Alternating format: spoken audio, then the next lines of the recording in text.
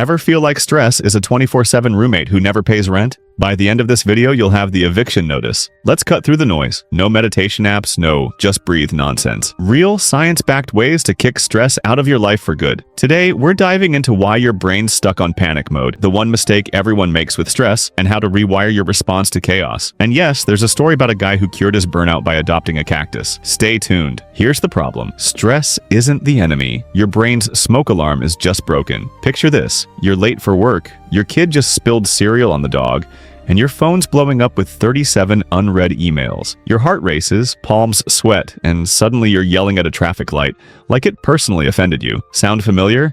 That's your amygdala, the brain's panic button, screaming emergency even when there's no real danger. But here's where we mess up. We treat stress like a fire to put out, when really it's just a faulty smoke detector. Studies show 85% of what we stress about never even happens. Let that sink in. We're basically torturing ourselves over imaginary scenarios. The stress lie. Everyone believes, including you. Just relax is terrible advice. Telling someone to calm down during stress is like shouting, "Don't think about pink elephants." It backfires. Your brain didn't evolve to zen out when lions are chasing you. It evolved to survive. Here's what nobody tells you. Stress isn't the problem.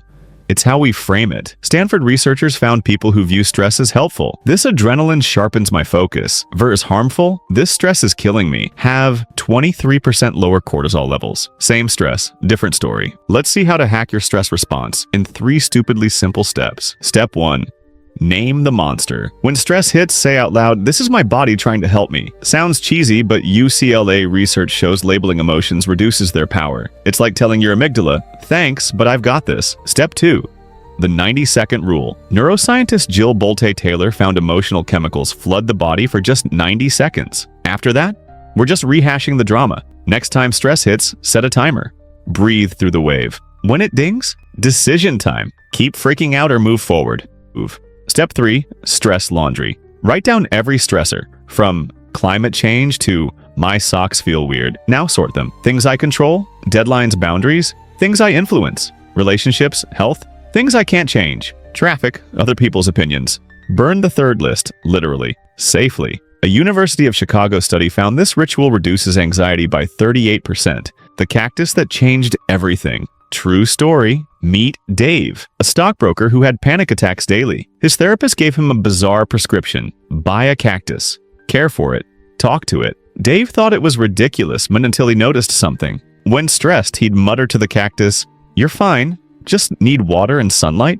No big deal." Slowly, he started saying it to himself. Within 3 months, panic attacks dropped by 70%. The lesson? Stress grows in isolation. When we externalize it, even to a plant, we gain perspective. No cactus? Try a pet rock, journal, or talking to your coffee mug. Seriously, your brain on stress-busting mode, the science of chill. When you use these tricks consistently, prefrontal cortex thickens, better decision-making. Cortisol drops 31%. University of Montreal study, telomeres lengthen, slows cellular aging. Translation: managing stress literally makes you biologically younger. Take that, expensive face creams. But wait, what if you're too busy to de-stress? Here's the ultimate hack. Turn daily stressors into mini training drills. Stuck in traffic? Practice box breathing. 4-second inhale, 4 hold, 4 exhale. Overwhelmed at work? Do a brain dump. Write every task, then circle the 3 that matter. Can't sleep? Try the military trick. Relax face muscles first,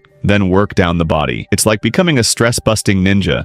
No extra time needed. Here's your stress eviction notice. Recap. 1. Stress is just your brain being overprotective. 2. Reframe it as helpful energy. 3. Attack what you control, release what you don't. Now go yell at a cactus. Or just hit subscribe so I can keep flooding your brain with life-changing nonsense. Either way, you've got this.